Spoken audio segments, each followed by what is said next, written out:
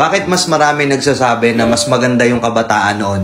Hindi pa naman putok na putok yung internet noon. Hindi pa putok na putok yung Facebook, wala pang TikTok, wala masyadong entertainment sa social media. Pero bakit mas maraming nagkiklaim na mas masaya yung generation noon? Kasi kahit ako, aminado ako na mas naging masaya ako nung kabataan ko noon kung ikukumpara ngayon na puro social media na lang. Kung ikukumpara ngayon na puro internet na lang. Alam ko maraming sasangkayon sa akin dito, lalo na yung mga batang 90s. O yung mas matanda pa doon. Kasi noon, instead na sa GC kami nag-uusap-usap, meron kaming eksaktong oras at eksaktong tambayan na doon kami pupunta pagdating ng hapon. Magkikwentuhan kami ng mga walang kakwenta-kwentang bagay. Kahit wala kaming pera, nakatambay lang kami. Nag-uusap kami sa mga bagay-bagay. Physical kami magkakasama, biruan, asaran. Minsan pa nga pagka merong ibang grupo doon, minsan nagkakaroon pa ng suntukan. Naalala ko noon sa lugar namin, bawat street, bawat kalsada, iba-iba yung grupong magkakasama. Hindi pa uso yung Mobile Legends noon. Ang uso pa noon yung mga Metal Slug pa. Kami yung generation na nasalubong namin yung era ng pagpasok ng computer shop. Magtatabi ng pa-5 piso sa baon para makabuo ng 10 o 15 pesos para makapaglaro sa computer shop pagdating ng hapon. Grabe trash talk nun. Sobrang ingay sa computer shop. Dalawa lang yung sikat na nilalaro nun.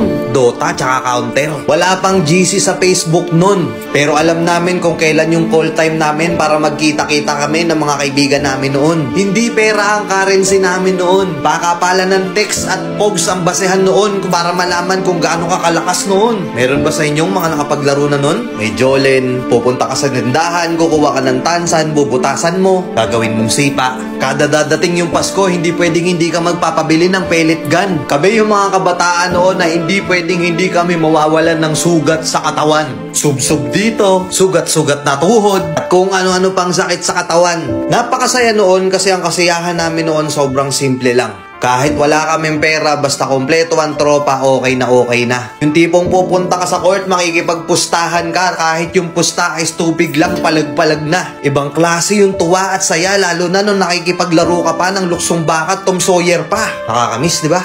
Ngayon kasi hindi na Ngayon kasi yung ibang kabataan ngayon, hindi na nila nakakanasan yun. Ang nagpapasaya na lang sa kanila, yung mapasagot nila, yung crush nila ngayon. Puro pag-ibig, masyadong nagmamadali. Nakapokus na lang sa social media, hindi na lumalabas. Siguro oo, dahil nga yun na yung kinalakihan nila, masaya na sila dun.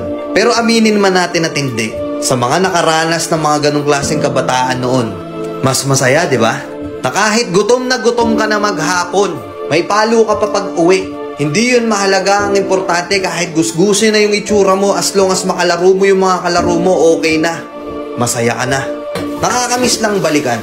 Tapos ngayon yung buhay natin, hindi na ganun kasaya. Hindi na ganun kasimple. Kaya minsan naiisip natin, sana bata na lang tayo ulit. Oo, wala nga tayong pera nun, pero masaya tayo. Hindi ganun kalaki at hindi ganun kabigat yung problema noon. Habang tumatanda tayo, nawawala na yung saya natin nung bata tayo. Kaya minsan yung iba, ini-spoiled nila yung inner child nila ngayon.